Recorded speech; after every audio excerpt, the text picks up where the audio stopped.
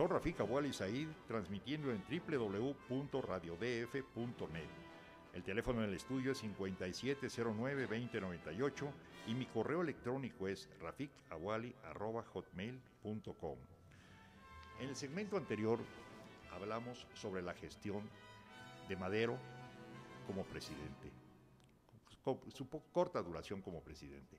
Mañana vamos a continuar con ese mismo tema, y ahora vamos a hablar un poco sobre las calles de la Ciudad de México. No hay que olvidar que la Ciudad de México en una época pues era lo que es el centro histórico actualmente.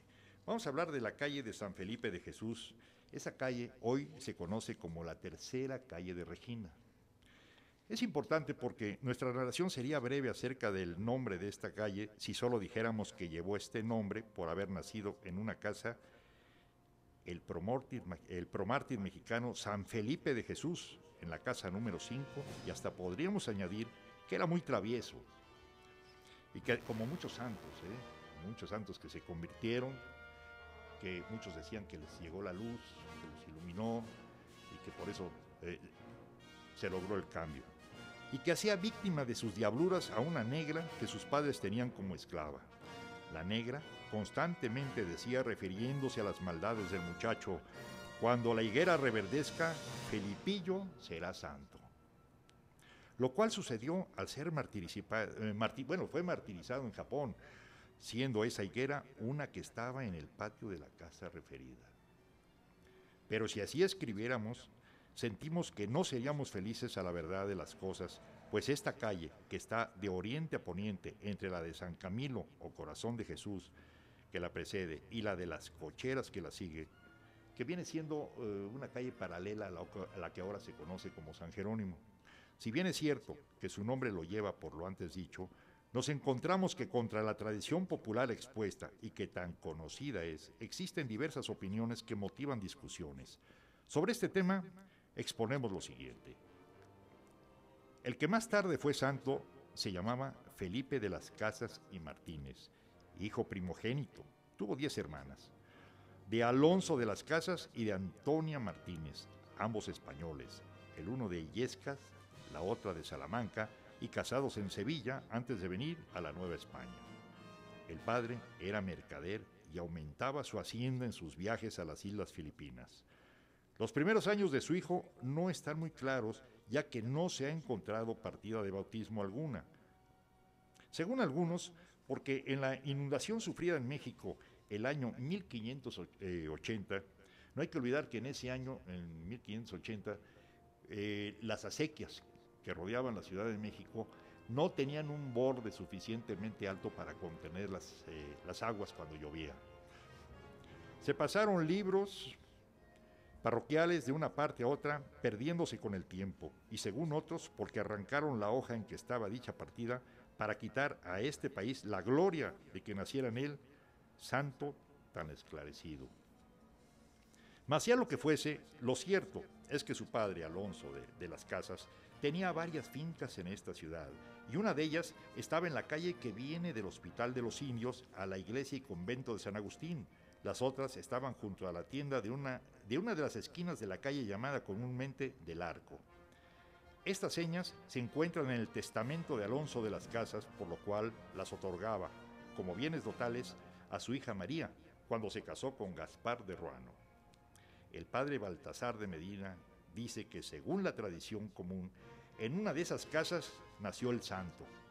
Y no estando esto muy conforme con la verdad, al decir de la gente, un sacerdote literato que quiso investigar lo exacto afirmó que nació en la casa que está en la calle de Tiburcio, en el número 12, en la acera Manda Sur, propia de la cofradía de San Eligio, y como a 28 o 30 varas antes de llegar a la calle de las Damas.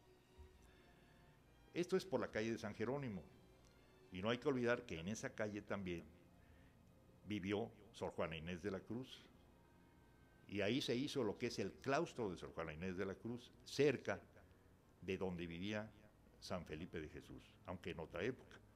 No se ha sabido el nombre del que todo esto se asentara, y los partidarios de esta versión acuden, para sostenerla, al cambio de nombres que hubo en alguna de esas calles, como la de Tiburcio, que antes se llamó de Páramo, y otros detalles por el estilo. Fray Baltasar Medina, en la vida que escribió de San Felipe de Jesús, cuando relató su vida, asegura que no hubo ese cambio de nombre, que el santo nació en la calle que viene llamada del Hospital Real. Y en fin, no ha faltado quien afirma que nació en la calle de San Felipe Neri, en las mismas casas. Había varias casas ahí, donde había varios clérigos habitándolas. Pero en la casa de que suponen que nació él, estuvo después el oratorio de los padres felipenses. La verdad es que todas estas suposiciones solo tienen como base la tradición, mas no existe en documento alguno verdadero y no echan por tierra lo que al principio se dijo, afirmado por el hecho de que la santidad de Felipe de Jesús fue un suceso que conmovió a toda la colonia y que después, en fiestas y aniversarios, se repiten detalles de importancia que confirman que el santo nació en la casa número 5 de las calles que llevó su nombre, que después se cambió el nombre por la calle de Regina. Actualmente lleva ese nombre, Regina. Lo demás acerca de este promártir mexicano es bien conocido, y si recordamos algo es porque ha venido a la mente al relatar lo antes escrito. Y es de consignar que la madre del santo apenas sobrevivió a los festejos solemnes que se hicieron en México por la beatificación de su hijo.